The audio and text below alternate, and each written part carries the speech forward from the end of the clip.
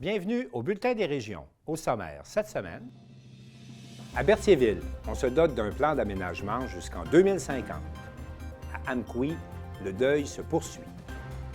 À Saint-Félix-de-Valois, on découvre un squelette de beluga datant de la mer de Champlain. À Donnacona, une radio web pour l'école secondaire. À Saint-Angèle-de-Mérici, Richard Z. Sirois présente son livre « Le vinyle de l'insomniaque ». À Grande-Rivière, des beaux jeunes s'entraînent pour une bonne cause. À Gaspé, un grand Ripfest en juillet prochain. Et enfin, à Petite-Rivière-Saint-François, c'est la 30e édition du Massif Open. Bonne émission.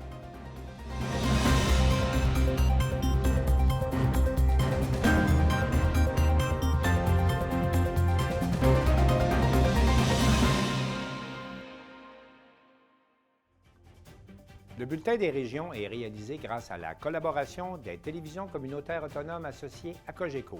Vous verrez donc, au cours de la prochaine heure, des reportages qui vous proviendront de partout au Québec.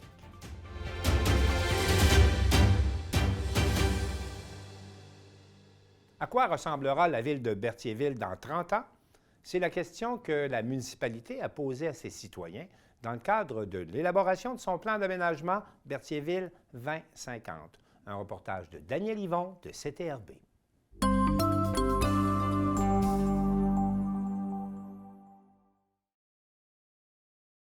Premièrement, tu es content de l'assistance? Tu es content de voir les gens? Très heureux, très heureux. C'est au-delà de mes espérances. La salle était presque pleine, on avait plus que 100 places. OK, c'est bon. Ouais. Es-tu fier de ce qui a été présenté? Je suis très fier du travail qui a été fait depuis l'année passée. Depuis le début, quand on a commencé à imaginer comment on pourrait aménager le territoire. Les premières rencontres avec l'atelier urbain, déjà, on sentait qu'il y avait une belle chimie entre nous et eux et qu'ils comprenaient c'était quoi nos besoins, puis où est-ce qu'on voulait un peu s'en aller avec notre projet d'aménagement. Je pense que la présentation aujourd'hui, ça reflète exactement, premièrement, la vision qu'on avait, mais ils ont été à l'écoute aussi des citoyens et des promoteurs. Donc, ils l'ont dit, ils ont été à l'écoute, ils ont pris des suggestions, ils ont pris ce qui se fait ailleurs aussi, parce que quand quelqu'un disait on devrait avoir tel type d'aménagement, bien, ils sont allés voir ailleurs, ils ont regardé ce qui se fait, mais il y a aussi des choses qui sont vraiment novatrices, là.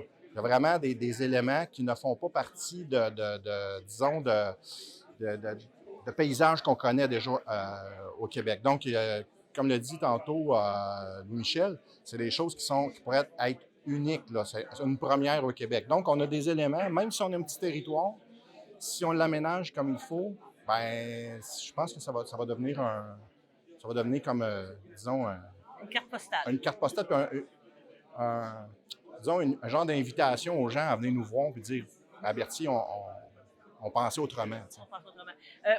Le thème, c'est Vision 2050. Oui.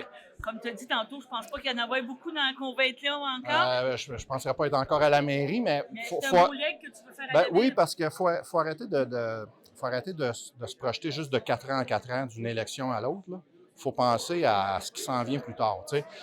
Les gens qui ont bâti le territoire en 1700-1800, ben, eux autres, quand ils se sont établis, ils ont aménagé la rue Frontenac, ils ont aménagé le bord de l'eau et ils nous ont légué quand même quelque chose de superbe, la rue Frontenac avec l'architecture et tout ça. Ben, il faut aussi penser à cette vision-là, puis il faut essayer de ne pas créer une disparité non plus entre l'image de Berthier avec les îles, avec l'eau, avec l'architecture. Il faut essayer de garder ça un peu. Puis moi, ce qui m'intéresse le plus là-dedans, c'est de recréer un peu des îlots de vie, de communauté, où les gens se connaissent, les gens s'établissent là, les familles, les personnes âgées, les personnes seules, mais tout le monde se côtoie dans un petit milieu. Tu peux aller chercher ta baguette de pain, tu peux aller au dépanneur à pied, en vélo, c'est sécuritaire. Les gens se connaissent, se surveillent un peu les enfants, ont un œil sur tout le monde, ont un œil sur le parc, sur la propreté, ça rend les gens fiers. Donc, c'est un petit peu dans cette optique-là. Toute la réglementation date de 1989-90. Donc là, on est en 2023. Puis là, on a une suggestion d'aménagement. Et là, il y a des zones qui sont délimitées, Et là, il faut écrire pour chaque zone qu'est-ce qu'on veut avoir, qu'est-ce qu'on veut permettre. Autant l'industriel, le multilogement, les parcs, les quartiers, les espaces verts à aménager, les pistes cyclables. Donc, il faut quand même tout réécrire. Il y a quand même du travail. Là, ce soir, on prend encore des suggestions. Les gens vont dire, ben, tu sais, avez-vous vu telle affaire à quelque part? Avez-vous pensé? Parce que il peut y avoir des choses qu'on a imaginées, mais que peut-être que techniquement, qu'on doit modifier. Bon, hein, puis des fois, tu sais, on est mieux à plusieurs à réfléchir puis à avoir les idées de tout le monde. Donc, on prend ça, on prend les idées, l'atelier urbain va retourner à la table puis va nous pondre quelque chose, disons, à partir des suggestions, en délimitant le zonage un peu, en nous suggérant, puis après ça, ben nous, on va s'asseoir puis on va devoir réécrire. Il y a beaucoup de travail à faire. Donc, présentement, dans le multilogement, on travaille avec le règlement sur les usages conditionnels. Fait que ça demande beaucoup de travail au comité d'urbanisme. Ça demande beaucoup de travail aussi au conseil parce qu'on a souvent des demandes. Faut comme un peu étudier chaque projet qu'il y a présentement. Mais c'est quand même, je pense que c'est un travail qui est super intéressant. On sait que ça va avoir une valeur incroyable pour les années à venir. La première question que j'ai à vous poser, c'est que quand la Ville de Berthier vous a appelé ou que vous avez fait une proposition, comment vous vous êtes senti? On a été vraiment fascinés. Quand on arrive à Berthier, des fois, peut-être que les gens de Berthier ne s'en rendent pas compte, mais de l'histoire de Berthierville, avec les belles maisons sur le bord du fleuve, les beaux paysages sur les chenals, sur l'archipel aussi. Les terres agricoles qui sont encore en culture et on a été impressionnés du potentiel avec tous les terrains qui sont encore dans le territoire urbain, mais non développés. Donc, on a été impressionnés par le potentiel de développement aussi. Ce qu'on veut faire, c'est encadrer lorsqu'un développeur achète une ancienne maison dans un vieux secteur de Berthierville, par exemple, que le développement qu'il propose soit mieux intégré au contexte, qui respecte l'échelle des bâtiments voisins, qui ne crée pas d'ombre dans les cours voisines, que le nombre d'étages soit similaire à ce qu'on retrouve dans le quartier, puis que le redéveloppement, dans le fond, de ces vieilles maisons-là se fasse au bénéfice collectif, pas simplement pour le bénéfice de celui qui développe. Le redéveloppement urbain, là, depuis environ 2 ans, là, il y a plein de villes au Québec qui se grattent la tête puis se posent la question comment on va faire pour gérer le redéveloppement urbain, la densification. Parce que là, il y a beaucoup de développeurs, il y a beaucoup de potentiel partout là, de redéveloppement. Puis les villes de partout au Québec se demandent comment on va le faire, comment on va permettre au développement de se poursuivre, mais de la bonne façon. Okay. Là, vous avez amené des choses innovantes, des quartiers plus verts. C'est vers vraiment ça qu'on s'en va. C'est qu'est-ce que les gens demandent, c'est qu'est-ce qui va faire que les gens vont revenir à Berthierville. Ce qui est le fun ici, avec la démarche qu'on a faite, c'est que il y a eu plusieurs ateliers. Il y a eu beaucoup d'ateliers avec des citoyens, des développeurs, avec le conseil municipal, avec plein d'acteurs. Puis on leur a demandé, on leur a dit, c'est quoi que vous voulez, c'est quoi qui ferait en sorte que vous... Puis entre autres... d'avoir un endroit paisible, un endroit harmonieux, ou ramener des activités aussi à Berthierville pour qu'on puisse avoir des commerces de proximité, etc. C'est toutes des choses qui ont été nommées. Puis, effectivement, de mettre en valeur ces éléments-là et aussi le paysage magnifique de Berthierville puis le fleuve, bien ça, on considère que ça va aider justement à ramener peut-être plus de citoyens à Berthierville. Proposer sur les panneaux... si tout se développait, là, évidemment, ça ne se développera pas tout, mais si cette vision-là elle se ferait au complet, on peut penser qu'il y ait à peu près presque 2000 nouveaux logements. 2000 nouveaux logements, presque 4000 personnes, 4 à 5000 qu'on pourrait parler. Tout ça se développait, puis ça ne se développera pas tout. Là. Il va y avoir des bouts qui vont se développer, puis d'autres non. Mais effectivement, on peut s'attendre à ce qu'il y ait une population qui augmente beaucoup, mais pas jusqu'à doubler. Là, mais oui, on n'était pas dans une démarche où on imposait des idées. Les gens ont participé sans être en mode négatif. Ils étaient plus en mode constructif. Puis autant les développeurs qui veulent développer que les citoyens qui veulent maintenir les qualités qu'ils aiment actuellement. On réussit à trouver un équilibre. C'est-à-dire qu'on encadre le développement pour rassurer les citoyens actuels, mais on le permet par ailleurs pour rassurer les développeurs aussi. Donc, on trouve un équilibre là-dedans. Tout ça peut évoluer dans le temps. C'est pas figé, c'est un outil qui est fait pour évoluer, mais au moins, ça donne une direction à suivre.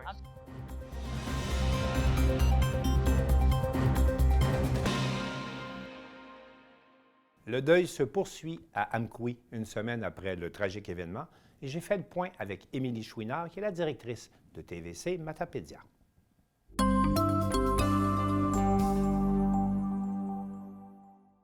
Émilie Chouinard, bonjour. Bonjour. D'abord, merci d'être avec nous aujourd'hui. Comment pourriez-vous qualifier l'état d'esprit des gens de Amqui une semaine après le drame? Ben, je dirais que la vie reprend son cours, hein. On sait que le temps, on peut pas l'arrêter, donc ça continue. Oui, Je pense qu'avec la réouverture de la 132 qui a eu lieu vers le milieu de la semaine dernière, suite à l'enquête, tout ça, ça a comme ordonné un souffle, là, puis les gens ont repris la vie normale, je crois, là, dans la Matapédia. la 132 a été bloquée combien de jours chez vous? Presque 2 jours entiers. Ça a été libéré tard en soirée, le mardi soir, là, OK. suite au drame de lundi après-midi. Maintenant, on sait que dans ces petites communautés-là, un tel drame touche beaucoup de gens. Quel esprit de solidarité s'en dégage, là? Parce qu'on a l'impression, peut-être à distance, mais que tout le monde est vraiment touché de près là, par ce drame chez vous. Comment ça a réagi Ah, une semaine après les événements? tout le monde est touché de près ou de loin. On connaissait tous quelqu'un qui a été impliqué dans OK. ce tragique événement.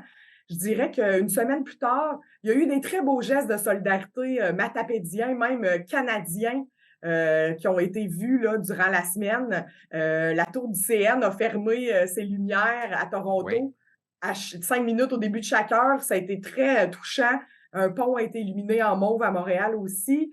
Euh, Vous avez reçu la visite du premier ministre et de tous les chefs des partis politiques. Qu'est-ce que ça fait comme exact. effet quand on accueille ce genre de visite-là après un drame? Ben, on était contents de les accueillir. On sentait qu'ils étaient là pour les bonnes raisons, qu'ils étaient là par solidarité pour montrer l'appui du gouvernement, que c'était pas pour faire du capital politique là, sur Mhm. le dos de la population. On sentait qu'ils étaient vraiment là, qu'il n'y avait aucune partisanerie. Notre député du Parti québécois avec son chef, le premier ministre, les 2 autres chefs des partis étaient là.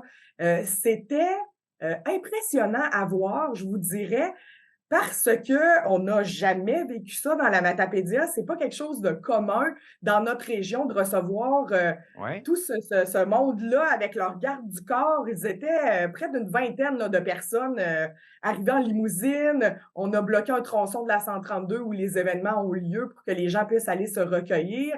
Puis le premier ministre est débarqué là, sur la 132, bain de foule. C'était très impressionnant, je vous dirais, parce que, vous le savez, hein, Martin, nous, on n'est pas tant équipés pour faire du direct live sur la télé. Donc, ici au bureau, on était 2 employés qui regardaient RDI en continu. Puis c'était fascinant de voir qu'on voyait notre équipe à la télé, tu sais, sur un canal Oui, ben ouvert absolument, en parce que continu.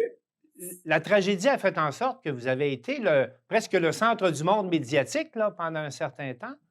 En Alors, effet, c'était de vous voir en direct sur RDI. Oui, ça fait quand même un certain effet.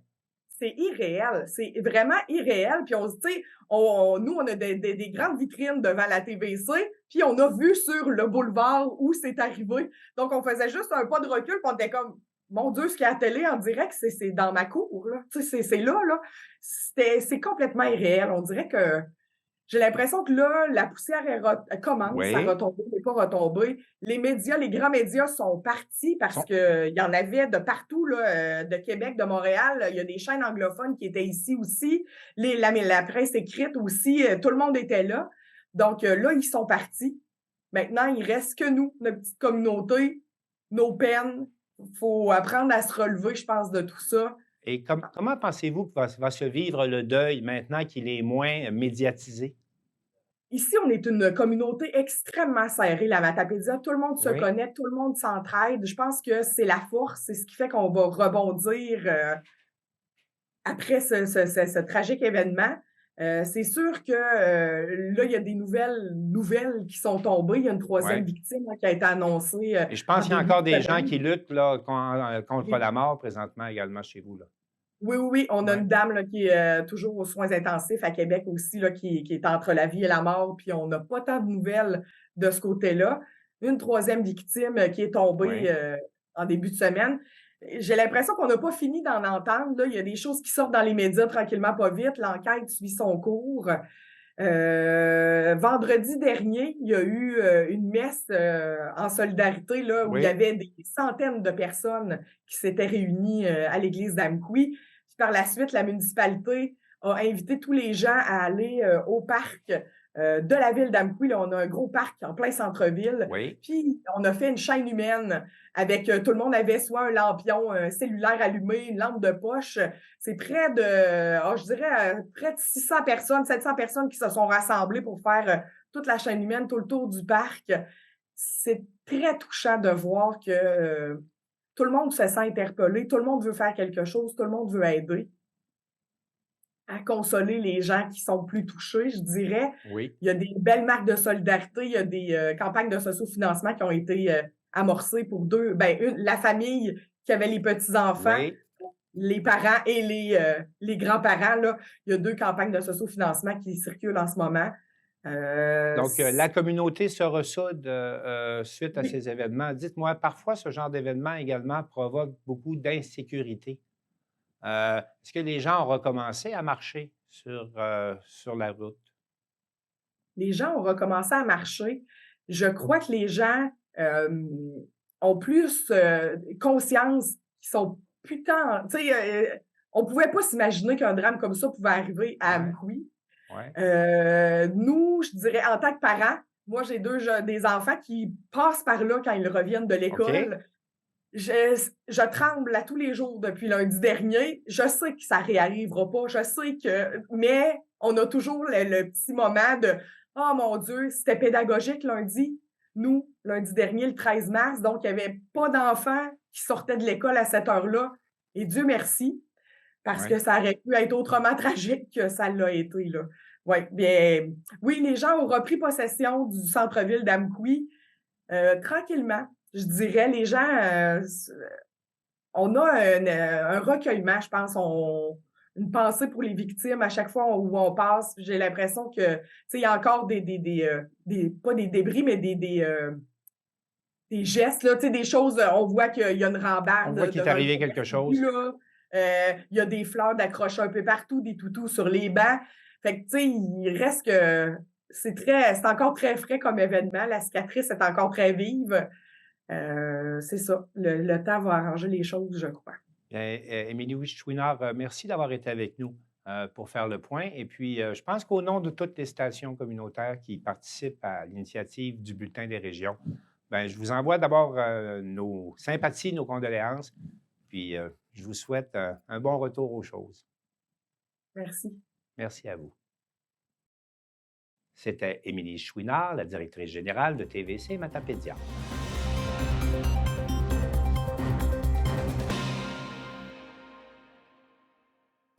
Jean-Pierre Gagnon de CTB TV à Saint-Gabriel de Brandon nous présente Félix, qui est un beluga fossilisé et qui a été découvert à Saint-Félix-de-Valois.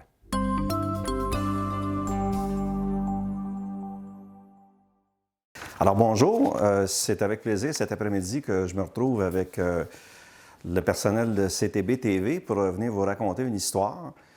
C'est une très, très belle histoire qui a pris son origine au cours du mois de juillet 2021. Alors, je vous la raconte.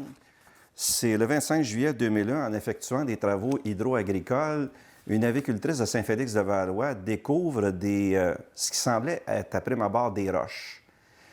Elle investigue, elle regarde, elle cherche pour savoir qu'est-ce que c'est dans sa tranchée. Et il s'avère que ce ne sont pas des roches, ça semble être plutôt des os. Intriguée, notre avicultrice qui s'appelle Mme Monique Hainaut se questionne et elle rapporte ses premiers os qu'elle a trouvés dans sa tranchée à la maison et commence à faire une démarche de recherche. Elle cherche, elle communique avec Communication Québec, elle communique avec différents ministères et personne ne sait trop quoi lui répondre. Et elle se doute qu'elle a quelque chose d'assez solide, elle a quelque chose d'inusité en main. Et on lui apporte des réponses comme on pense que c'est des os de vache ou c'est peut-être des os d'orignal, un orignal ou une vache qui est morte là. Mais Monique n'est pas satisfaite, elle continue.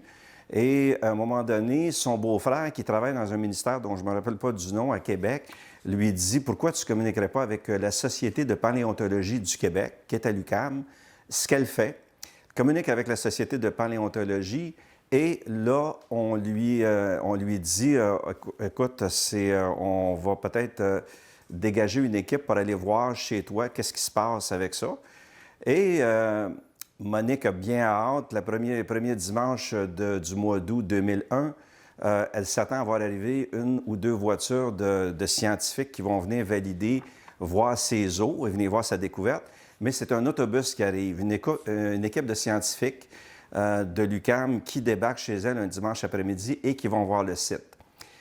C'est évidemment, pour Monique, quand elle le raconte si bien. Elle dit « J'ai le trac parce que je me dis, il y a un autobus de scientifiques qui arrive chez moi et je suis pas vraiment sûr. J'espère que ce n'est pas des os de vache ou des os d'orignaux parce que je vais avoir dérangé tout ce beau monde-là pour rien. » Et l'équipe commence à travailler, commence à investiguer et il s'avère assez rapidement que ce sont des os d'un beluga qui étaient enfouis là. Là, l'équipe commence à faire des travaux d'extraction, des travaux de récupération de ces ossements-là. Et les premiers résultats qu'on nous en apporte, c'est que ce serait un beluga qui est mort là il y a 10 700 ans, à l'époque où est-ce que la mer de Champlain avait ses limites dans les environs de Saint-Félix-de-Valois. C'est évidemment une grande découverte et les travaux d'extraction durent à peu près 1 mois. Ce dont je me souviens, c'est que le 23 août 2001, une entente est signée entre la Société de paléontologie et Mme Monique Hénault pour comment est-ce que vont se dérouler les travaux et qu'est-ce qui va se passer après avec le squelette fossilisé ensuite. À signaler, c'est que Mme Hénault, c'est un geste très généreux parce que Mme Hénault aurait pu dire, elle aurait pu vendre ça à des firmes privées ou à des collectionneurs, un fossile d'une telle valeur, et elle a décidé d'en faire don à la Société de paléontologie du Québec. À l'époque, je ne veux pas oublier, c'est toujours dangereux quand on nomme des noms, mais à l'époque, les travaux sont dirigés par M. Serge Lebel, qui est de l'UQAM. Il y a un autre scientifique qui s'appelle aussi M. Gilbert Prichonnet. Toute cette équipe de scientifiques-là, jusqu'à la première semaine de septembre 2001, vont procéder à l'extraction des ossements de Félix. On l'a nommé Félix ensuite, le beluga. C'est évidemment la première demeure de Félix va être l'UQAM, Société de paléontologie, amène Félix à l'UQAM pour l'exposer.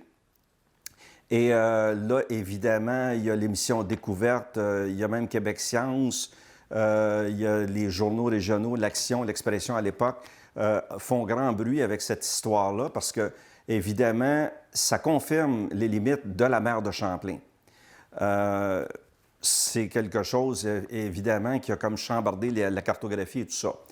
La première demeure de notre Félix va donc être l'UQAM, la Société de paléontologie à l'UQAM. Et ensuite, autour de 2007-2008, Félix déménage au Biodôme à Montréal, où il va rester jusqu'à temps que le Biodôme entame des travaux autour de 2016-2017. Et là, Félix va prendre la route du groupe de recherche sur l'éducation des mammifères marins à Tadoussac, où il est depuis. C'était un travail de grande envergure de tout faire ça. Et là, ça a eu des répercussions où est-ce que moi, j'arrive en scène avec un auteur lanaudois qui s'appelle M. Louis Trudeau. C'est qu'en 2019, on rencontre Mme Monique Hénault et en ne voulant pas que cette belle histoire-là se perde, on lui a offert de faire un livre avec ça.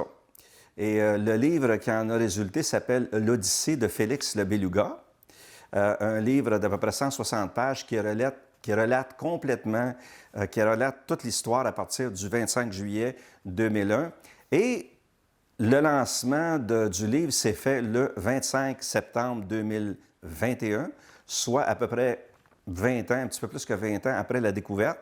Et ça nous a amené avec l'équipe c'est-à-dire le co-auteur et moi, avec Mme Monique Hainaut, avec M. Jean-Claude Duclos, que je dois nommer ici. Jean-Claude Duclos est toujours un paléontologue, archéologue, qui était président de la Société de paléontologie à l'époque, mais il s'est joint à nous dans l'aventure du livre aussi.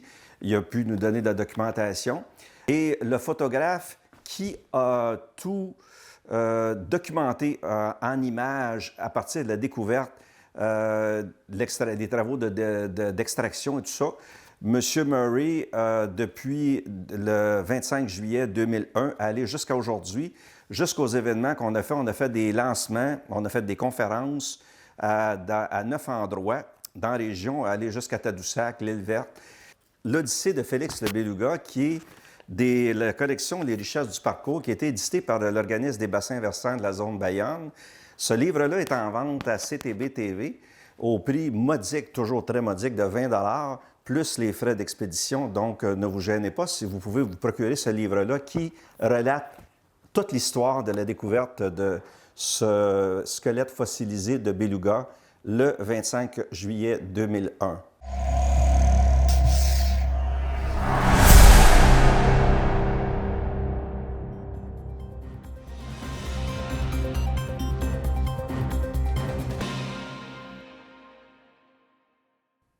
À l'école secondaire de Donnacona, dans Port-Neuf, on a inauguré une radio étudiante web. On vous présente un reportage de Danick Julien de CJSR.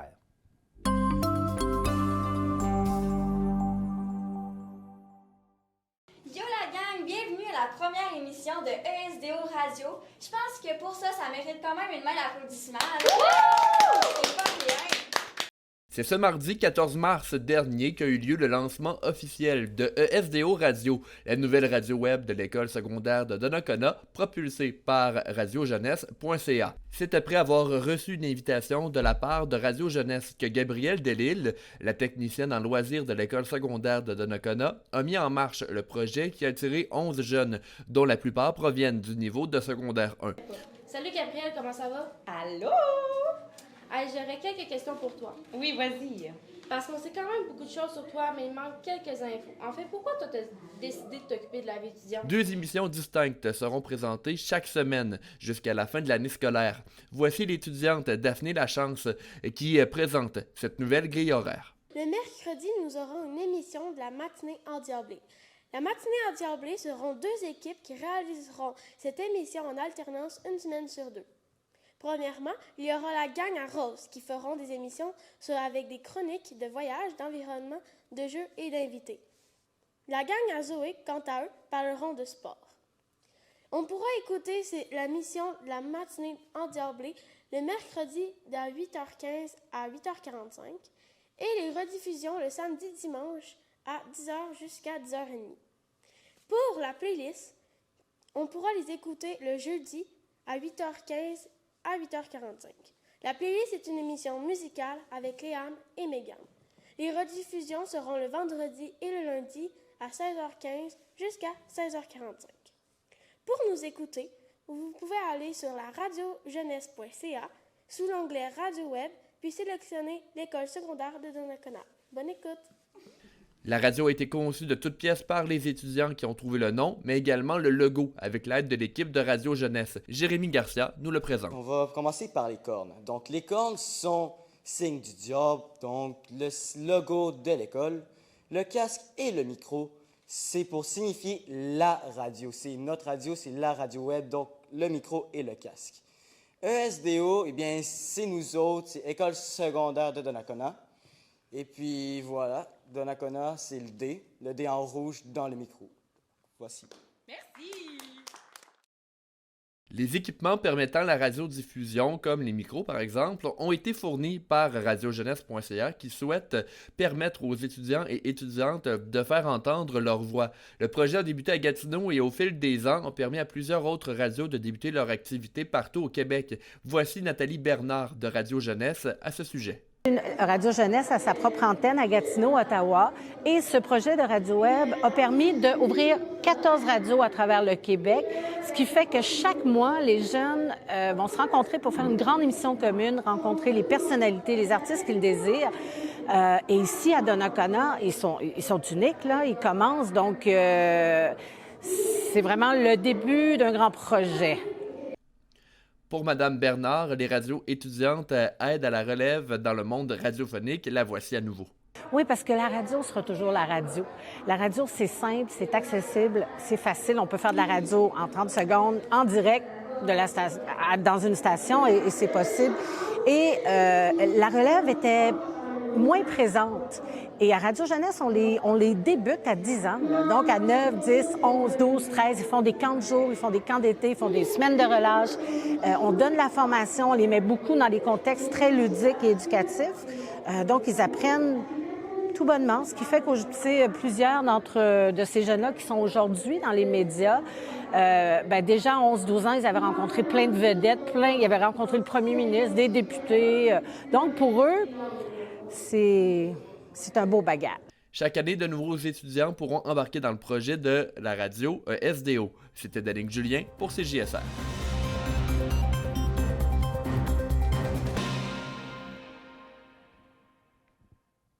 Marc Després de TV Métis s'entretient maintenant avec Richard Z. de Sirois, qui était de passage à Sainte-Angèle-de-Mérici pour présenter son livre « Le vinyle de l'insomniaque ».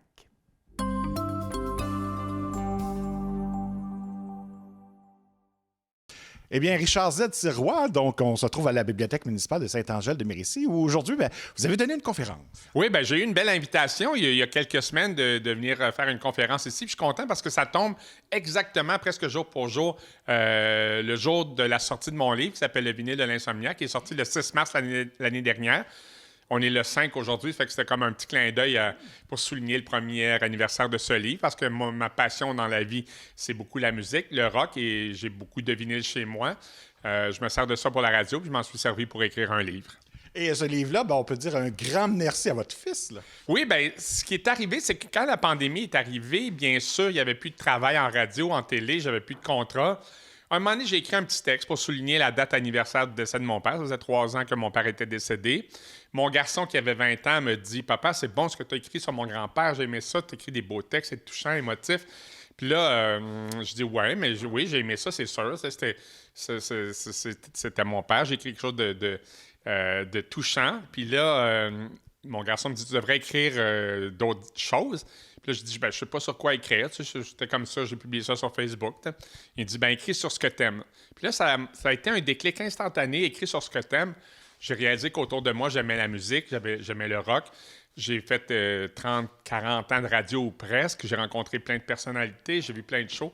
Fait que je me suis mis à écrire une petite chronique par jour sur Facebook il y a 2 ans exactement. Puis ces chroniques-là, tranquillement, j'ai eu une offre d'un éditeur pour le publier en livre. Ensuite, j'ai eu une offre pour que ça devienne un show radio. Fait que juste à partir de ce que mon garçon m'a dit, écrit sur ce que t'aimes, ça a complètement changé ma vie par la suite. Il faut dire que vous avez une grande collection, là, au moins 4000 vinyles. Oui, mais j'en ai à peu près 4000, mais c'est pas tout bon. Tu sais, je suis un peu comme un conservateur. C'est-à-dire qu'on m'en a donné beaucoup, j'en ramasse beaucoup. Et je me vois un peu comme un conservateur de musée. C'est-à-dire que ce que j'ai, c'est pas tout ce que j'écoute de jour en jour. Mais ça peut servir à la radio. Exemple, quand René Martel est décédé, c'est pas ce que j'écoute instinctivement, René Martel, en dépit du fait que je reconnais son immense talent. Quand elle est décédée, j'allais à la radio. J'avais un disque de René Martel chez moi en parfait état. Je m'en suis servi à la radio. Quand Mark Hamilton est décédé, Mark Hamilton est né proche de Matane. Quand il est décédé, un vendredi, j'allais à la radio encore une fois et j'avais ça chez moi. Donc, c'est un peu comme des outils pour moi, comme un menuisier a des marteaux puis des tournevis, puis il ne sert pas nécessairement sa scie électrique à chaque jour, mais il l'a au cas où. Et moi, quand j'ai écrit mon livre et quand j'écris mes chroniques, ou quand je travaille à la radio, j'ai beaucoup de choses qui peuvent servir, c'est ça, comme un outil de travail, dans le fait. Et comme outil de travail, vous avez eu à vous adapter en quelque sorte, parce que c'est beau vouloir écrire un livre. Donc, pour vous, là, vous n'êtes pas nécessairement très technologique. Là. Je suis zéro techno. Chez nous, j'ai des vieilles cartes d'hockey, j'ai des vieux appareils photo, j'ai des vinyles. J'ai écrit mon livre à un doigt sur mon téléphone cellulaire pendant 1 an, en tenant mon téléphone comme ça, coupé, copié, collé, à 3-4 pages par jour. Et je faisais tellement pitié que j'ai une ex qui m'a envoyé un portable. La blonde de mon gars m'a envoyé une tablette, mais je continuais à écrire sur mon cellulaire. C'est sûr que c'est long, à un doigt, à 3-4 heures par jour, mais au bout d'un an, ça a donné le livre que j'ai sorti, puis j'en suis très, très content, très fier. Il n'y a pas un mot que je changerais dans ce livre-là un an plus tard. Et même votre maison d'édition qui vous a envoyé un peu d'aide là, pour les premiers textes. Oui, bien tout à fait. C'est parce que je publiais depuis 2 mois une chronique par jour sur Facebook dans le groupe Le Vinyle de l'Insomniaque. Là, la maison d'édition me contacte. Le boss de la maison d'édition me dit, il y a des employés au bureau qui lisent tes chroniques. Voudrais-tu faire un livre? As-tu déjà... J'ai jamais pensé faire un livre avec ça. J'avais 65 ans. Avoir voulu faire un livre, je l'aurais fait avant. Mais là, il me dit, en tout cas, on est intéressé. Peux-tu nous envoyer tes textes? Et j'ai répondu, je ne sais pas comment. Mes textes étaient sur mon téléphone. Je ne savais pas comment... Les sortir de là? Comment les sortir de là pour y envoyer? Puis là, il me dit, oui, mais si tu perds ton téléphone, on n'a plus de contenu, on n'a plus rien. J'ai dit, oui, mais je sais comment envoyer un texte par jour à la papeterie au coin de chez nous. Je fais leur adresse email, tout ça. Mais tout envoyer mes textes sur mon téléphone, je ne sais pas comment. Et là, ils ont envoyé à Matane de Laval une employée, une éditrice qui est venue passer 2 jours complets chez nous pour récupérer tous mes textes qui étaient dans mon téléphone. Et même, vous êtes quand même débrouillard pareil, parce que vous preniez le temps de photocopier vos... Oui, bien, c'est parce que j'avais le même réflexe. Je me disais, si je perds mon téléphone, et un texte à la fois, je savais comment l'envoyer à la papeterie, en faisant l'adresse de la papeterie sur email, en prenant mon texte qui était dans ma section notes de mon téléphone, mais je ne savais pas comment tous les regrouper pour les envoyer. Alors, ils sont venus 2 jours chez moi pour récupérer tous les textes, évidemment, un peu avant la publication, là. Ouais. Et à ce moment-là, donc, est-ce que vous pensiez que cette belle aventure-là, de cette phrase peut-être anecdotine de votre fils, allait devenir cette belle aventure? Ben non, c'est impossible. Moi, quand je suis déménagé à Matane en septembre 2020, c'était la pandémie. J'avais dans ma tête, je m'en allais à Matane prendre ma retraite dans la maison de mon grand-père. Je pensais jamais, dans ma tête, ma vie professionnelle s'arrêtait là, puis c'était parfait. J'ai eu une belle carrière. Et là, la phrase de mon garçon qui dit « Écris sur ce que t'aimes », ça m'a valu un livre, et pas juste ça. À cause de ça, le propriétaire des stations de radio Arsenal Média, qui était dans mon groupe, le Vinyle de l'Insomniaque, m'a, lui, de son côté, offert un show radio à partir de vinyle aussi. Fait que ça a tout déboulé, des choses vraiment imprévues à partir d'une phrase qui change ta vie quand mon garçon m'a dit « Écris sur ce que t'aimes ». Et bon, ce fameux livre-là, faut d'abord dire, c'est pas une encyclopédie du rock, là. C'est des choses que vous aimez. Là. Oui, bien, c'est parce que en ce moment, en 2023, si tu veux avoir la carrière, la vie professionnelle, la vie intime de quiconque, en 3 clics sur Internet, je fais YouTube, vie personnelle, vie intime, chum, blonde, blablabla, discographie, j'ai tout ça. Fait que il n'y a plus rien que tu peux ajouter dans un livre. La seule façon de créer un intérêt, c'est jumeler la musique que j'ai écoutée depuis que je suis adolescent à des souvenirs. Fait que tout au long du livre, des fois, des souvenirs me rappelaient la musique que j'écoutais à ce moment-là, ou des fois, c'était l'inverse, j'écoutais un vinyle. Excuse-moi. J'écoutais un vinyle, puis ça me rappelait une anecdote personnelle. Fait que, exemple, mon premier French Kiss sur Oh Darling les Beatles, que je raconte, ma première peine d'amour sur un album de Supertramp, sur le fait que la sœur de ma blonde de l'époque sortait avec un gars d'harmonium, tu sais.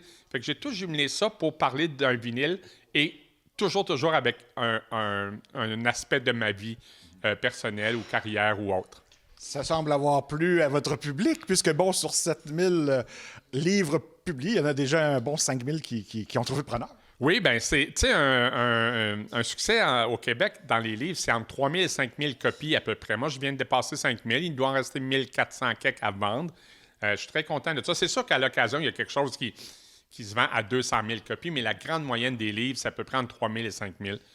Fait que moi, ça me suffit amplement. Ça a été très amusant à faire.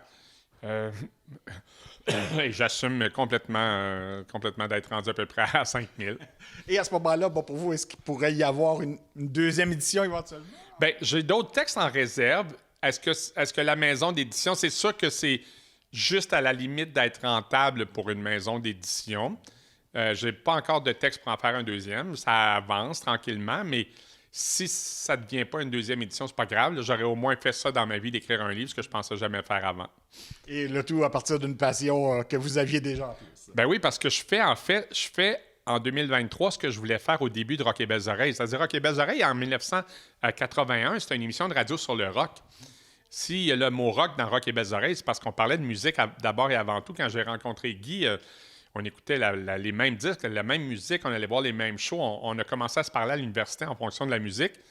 Le premier titre de notre show radio, c'était le rock de A à Z avec Guy Lepage, Richard Z. Sirois, d'où le A et le Z dans nos noms pour faire de A à Z. Puis il y a trop d'affaires de A à Z. C'est devenu Rock et Belles Oreilles, mais le Rock et Belles Oreilles faisait référence à une bande dessinée qui s'appelait Rock et Belles Oreilles à l'époque. Et il y avait le mot rock dans le titre. C'est juste pour ça que l'émission... Mais d'une émission de radio sur la musique, c'est devenu ce qu'on a connu par la suite. Mais je fais aujourd'hui ce que je voulais faire en 1981. C'est un peu bizarre d'avoir fait tout ce détour-là dans la vie pour revenir au point de départ. Et en plus de ça, je viens vivre dans la maison où je suis né. Fait que... Et on trouve votre page sous quel nom à ce moment-là? Le vinyle de l'Insomniaque. Oui. Puis le livre, aux dernières nouvelles, il est à peu près partout encore. Là. Il n'y aura pas une autre édition, mais il doit en avoir à peu près 1400 disponibles dans les librairies du Québec. Donc, si on va essayer de mettre la main dessus, on le fait maintenant. Oui, parce que, exemple, j'étais à Matane hier, mais il en reste 4 copies. Fait que, il y en avait chez Audition Musique Rimouski, il y en avait à la librairie L'Alphabet à Rimouski, dans les Archambault, les Renaud-Bré, là, mais tranquillement, ça approche de la fin. Mais il y en a encore. Donc, faisons vite. Dépêchez-vous. Le vinyle de l'Insomniaque. Et des conférences comme aujourd'hui, est-ce que vous en faites plusieurs? Oui, j'en ai plusieurs à venir. 1er avril, une librairie 100% musique à Montréal qui s'appelle Résonance. Le soir du 1er avril, avec la gang de Famille Rock, Géo Giguère, Pop Rock. J'ai signature, je fais le Salon du livre d'Edmondson au Nouveau-Brunswick tous les jours à la fin avril. À Joliette chez Villeneuve Audio-Vidéo. Tu sais, c'est à la pièce. Des fois, ça s'ajoute. Des fois, je suis invité. Des fois, je m'invite. C'est vraiment à la pièce comme ça. J'en ai pas mal à venir. Là. Et si quelqu'un veut vous inviter, on fait comment? Me contacter sur Facebook. Je suis sur Facebook, puis juste à m'écrire, puis on essaie de voir comment... Tu sais, des fois, c'est pas évident. À cause des distances, les déplacements sont à mes frais. Fait que, des fois, je me dis, pourquoi tu viens pas à Carleton? Pourquoi tu viens pas en Abitibi? Pourquoi tu viens pas... J'ai eu 3 invitations aujourd'hui, mais... Tu sais, aller en Abitibi, de Matane, premièrement, je fais de la radio la semaine. En même temps, il y a l'essence, il y a les déplacements, l'hébergement. Tu sais, j'essaie juste, au moins, si on arrive à payer les dépenses. Tu sais, je ne veux pas faire d'argent avec ça. Quand j'arrive à payer mes dépenses, c'est correct.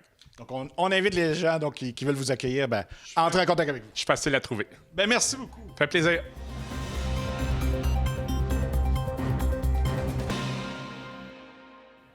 En mai prochain, 38 étudiants de l'École secondaire de Grande-Rivière participeront au défi Pierre Lavoie et Jean-Denis Laperrière de TVC-GR les a rencontrés pour savoir qu'est-ce qui les motive à se préparer pour cet événement.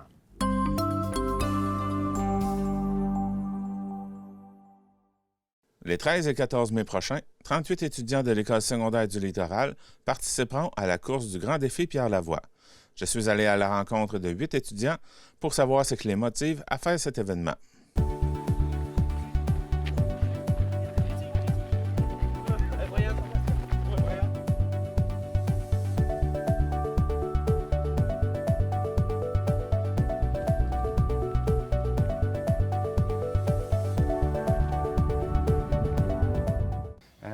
C'est quoi le but du Grand défi Pierre Lavoie?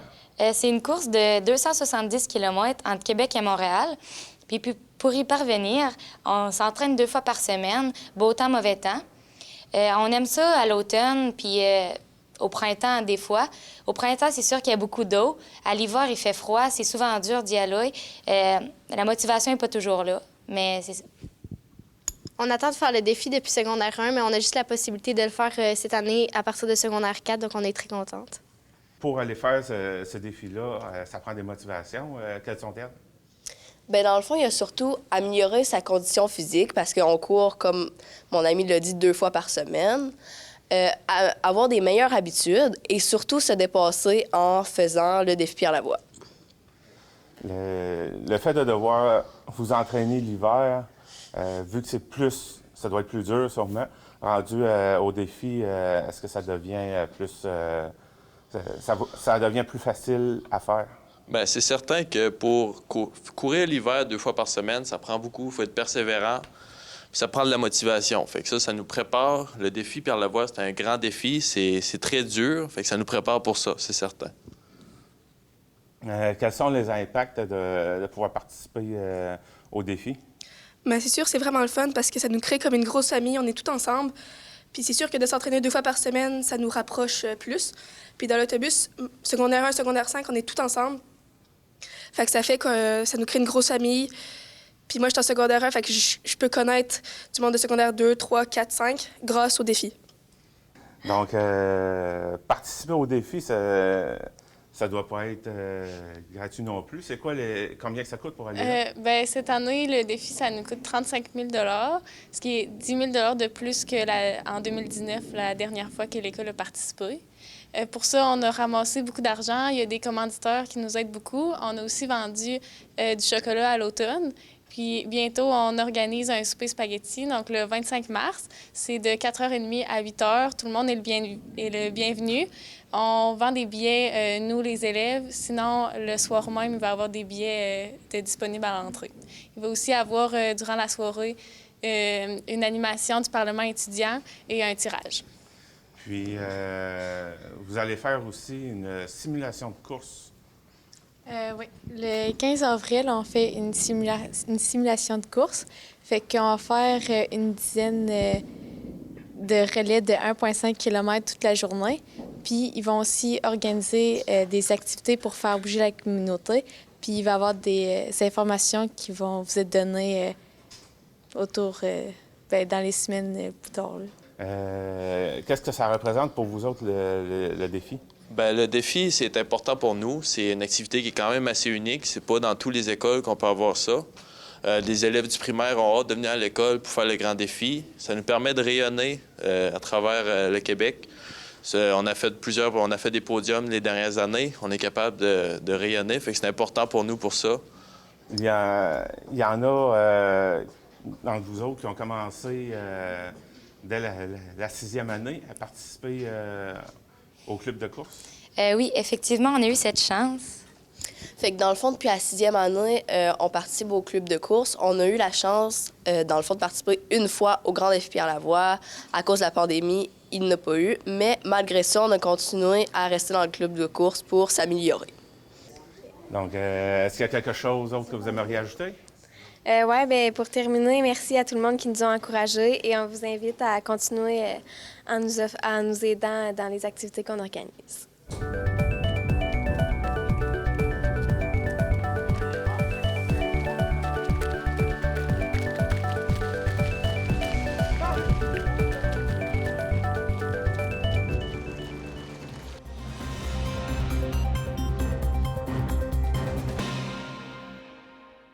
En juillet prochain, à Gaspé, on vous proposera un nouvel événement, le RIPFest gaspésien. Et Télé-Gaspé a enquêté là-dessus.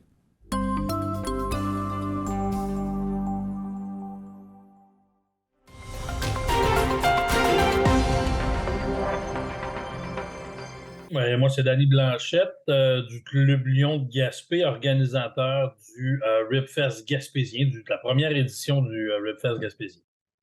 Alors pourquoi avoir choisi un RIPFest dans les événements qu'on aurait pu créer? Pourquoi avoir choisi spécifiquement un RIPFest? Ben, depuis 2019 que cette idée-là a commencé à germer dans ma tête. J'avais été approché par un groupe de ribbers, de maîtres du grill, ou qu'on peut appeler comme ça. Et ça avait germé, bon, avec ce qui est arrivé en mars 2020, le projet a comme un peu tombé à l'eau pendant quelques années. Pour être revenu, c'est un événement familial, c'est un événement où on le sait, la nourriture attire les foules, c'est quelque chose qui n'existe pas dans notre région. Donc, c'est un peu tout ça. On voulait quelque chose de rassembleur et en même temps quelque chose pour pouvoir redonner à la communauté parce que c'est le but de l'événement. Alors, je sais que la programmation, elle sort petit à petit, mais à quoi les gens pourraient s'attendre lors de cet événement? Bon, ben, premièrement, l'événement est gratuit. Donc, l'entrée sur le site, ça coûte rien. Bien sûr, on va accepter les dons des gens, bien sûr, et on va s'attendre, bon, bien manger, hein, tout ce qui est barbecue, côte levée, poulet, porc effiloché et compagnie. les Ribbers sont là exactement pour ça. Il va y avoir d'autres choses aussi, d'autres kiosques sur place au niveau de nourriture. On va avoir, espérons-le, des microbrasseries bien sûr, qui vont être là. On va avoir une zone familiale, donc une zone avec jeux gonflables, peut-être maquillage, un peu de tout. Là, on est en train de tout fignoler ça. On va avoir aussi de la musique le jour, le soir, puis un peu de tout. La variété au niveau musical, des artistes locaux, des nouveaux artistes qu'on n'a peut-être pas entendus à Gaspé, un peu de tout. Est-ce que toi, personnellement, tu as déjà assisté à des événements de ce genre-là ailleurs au Canada, aux États-Unis? J'ai déjà assisté au Québec. C'est un événement qui est quand même... Il y a différentes façons de faire. La majorité des événements du genre au Canada sont organisés par des clubs Rotary. D'où vient l'idée de la personne qui m'avait contacté par rapport au Club Lyon de trouver un organisme qui était capable de mener ça à bien, parce qu'eux, ils ne veulent pas s'impliquer s'il n'y a pas quelque chose qui est redonné à la communauté. Donc, c'est d'un peu le but. Les clubs Rotary, dans certains autres endroits, ça peut être, bon, comme je disais, des clubs Lyon ou un autre organisme, que ce soit des fondations, Rêve d'enfants ou dans ce style-là. D'accord. Alors justement, on parle de redistribuer l'argent des dons ramassés. De quelle façon est-ce que vous allez procéder? En plusieurs étapes, mais bon, une étape qui est sûre pour l'instant, c'est que 100% des dons qui vont être ramassés durant la fin de semaine. Donc, on va avoir des genres de barils de dons où les gens vont pouvoir donner une contribution volontaire pour venir au RibFest. Et tout cet argent-là, 100% des dons ramassés durant cette fin de semaine-là, vont être redonnés à la communauté.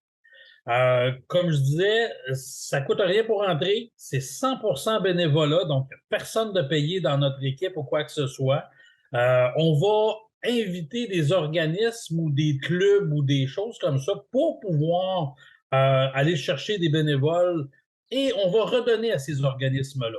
Je ne veux pas en nommer parce qu'il n'y a rien d'officiel pour l'instant, mais on peut parler de clubs sportifs ou d'organismes communautaires qui veulent venir nous donner un coup de main. Puis on va pouvoir, en plus, les aider, eux, en nous aidant, nous, avec des bras, parce que c'est de l'huile de bras qu'on va avoir besoin durant la fin de semaine. Justement, j'ai vu sur votre page Facebook, vous avez lancé un appel pour trouver des bénévoles. Est-ce que vous avez réussi à trouver votre nombre de gens ou vous êtes toujours à la recherche? On est toujours à la recherche. On a quand même eu beaucoup de noms qui se sont ajoutés. Il reste, comme je disais, des groupes de gens à confirmer l'implication et dans quel domaine on va les avoir besoin. On est, dans les dernières semaines, on est allé chercher au niveau commanditaire. Donc, on a besoin des sous, bien sûr, des différentes entreprises ou des institutions qu'on a en place. Fait que ça, c'est notre but principal depuis quelques semaines. Ça avance très bien, mais il reste encore là. La prochaine étape, c'est du côté bénévolat. Puis après ça, on va aller du côté kiosque. D'accord. Alors pour terminer, est-ce que tu voudrais donner des détails de quand est-ce que ça va avoir lieu, où exactement? Ben, ça va être le 21, 22 et 23 juillet prochain, donc 2023. Ça va avoir lieu à la Halte Routière de Gaspé. C'est un RibFest gaspésien, donc c'est toute la Gaspésie qui est invitée. Et outre, donc, il va y avoir des gens d'un peu partout qui vont venir. Les Ribbers, donc les fameux maîtres du grill qui vont venir, viennent de partout au Canada. Donc, attendez-vous à quelque chose de très, très bien. De la musique, du manger et des boissons rafraîchissantes. Je pense qu'on ne peut pas demander rien de mieux. Allez, une dernière question. C'est pour toi, et tu préfères-tu porc effiloché, poulet barbecue ou côte levée? La côte levée est quand même dans mon top au niveau... c'est sûr que c'est moins bon pour la ligne, mais mon Dieu que ça va être bon au goût. Puis il va y avoir une compétition. Il ne faut pas oublier que durant la fin de semaine, les 4 Ribbers qui sont là font une compétition un peu amicale et on va avoir des juges invités d'honneur qui vont voter pour meilleure sauce, meilleur poulet, meilleure côte levée. Fait que ça va être un événement qui va être quand même le fun aussi durant la fin de semaine. Ben, merci beaucoup, Danny, pour ces précisions. Et puis, en tout cas, on s'en reparlera sûrement un peu plus tard pour élaborer un peu plus sur la programmation. Merci. Bon, ben parfait. Merci à toi.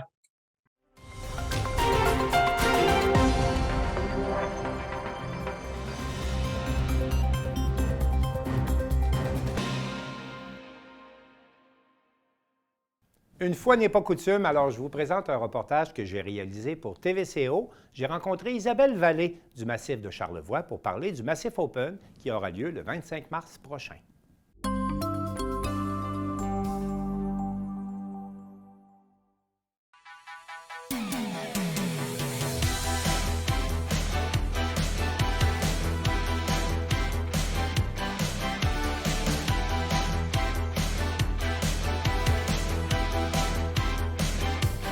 Isabelle Vallée, je vous remercie de nous accueillir dans votre bureau aujourd'hui. Quel bureau, n'est-ce pas? Pour parler du Massif Open. Oui, exact. 30e édition du Massif Open cette année. Dites-moi, qu'est-ce qui est particulier dans le Massif Open? C'est quoi comme événement? Parce que c'est pas une compétition de haut niveau, de haut calibre, là. Exact. Le Massif Open, on l'a dit, c'est un Open. Ça veut dire que c'est à la base un défi amical. C'est un défi un défi sportif qui réunit des gens de tous les niveaux et de toutes les habiletés. De toutes les disciplines aussi, dans une espèce de course amicale dans laquelle il y a des obstacles ou des épreuves. Au fil des ans, cette épreuve-là a changé. Comment on va faire ça cette année? C'est très spécial. Alors, on conjugue 3 disciplines cette année. On débute dans une portion de boss, on poursuit avec du ski-ballet et on termine avec du free ski. Alors, c'est la conjugaison de 3 disciplines et il n'est pas nécessaire d'être un expert, au contraire. Mais est-ce qu'on doit pratiquer les 3 disciplines? Pas du tout. On fait du mieux de nos capacités. Mais, mais là, vous êtes en train de ressusciter le ski-ballet comme tel. Entre autres. Parlez-nous un peu de cette discipline. Écoutez, j'ai très peu d'expertise en ski-ballet. Chose certaine, tout est dans l'artistique, hein? Puis l'idée d'introduire le ski-ballet dans cette course amicale, ce défi amical-là, parce qu'il n'est pas chronométré, c'est justement de jouer non seulement sur la qualité de skieur ou de planchiste, mais vraiment d'y aller avec les aptitudes et l'attitude dans le parcours. Et la 3e discipline, c'est? C'est le free ski. Alors, c'est vraiment un bout où est-ce qu'on y va, à la soie, tiens. Historiquement, donc, le Massif Open, c'est une fête à laquelle les skieurs sont conviés. Également. Donc, c'est un rendez-vous festif. Et de tous les temps, il y a eu de nombreux souvenirs qui planent au-dessus de la montagne avec le Massif Open.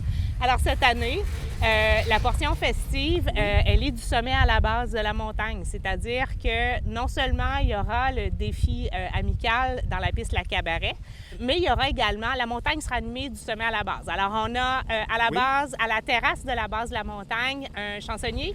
Parce que la compétition, il faut le dire, se tient dans la piste La Cabaret, qui est au bas de la montagne. Exactement. OK. Alors, il y aura une terrasse animée avec chansonnier, Julien Bellumeur.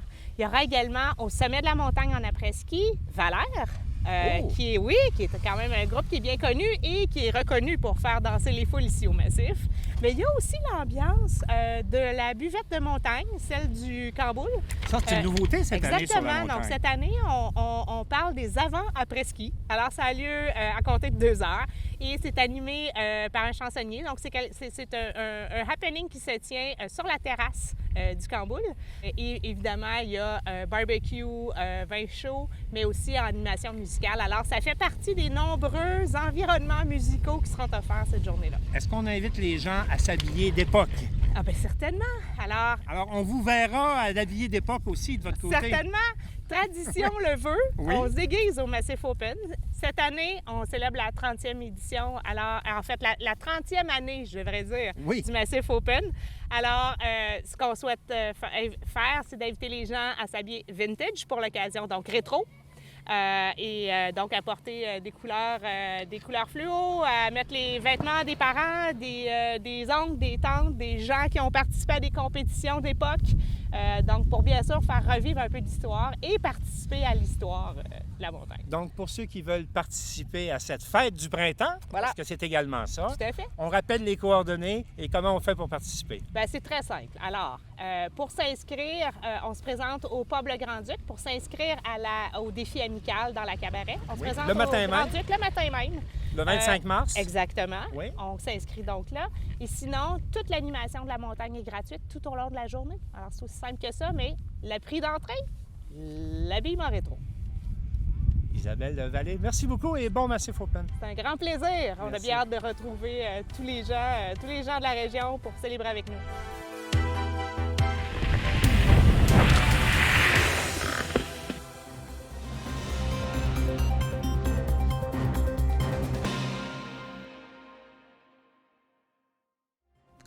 Alors, c'est tout pour cette semaine. On espère que ça vous a plu. Et au nom de toute l'équipe, je vous dis à la prochaine.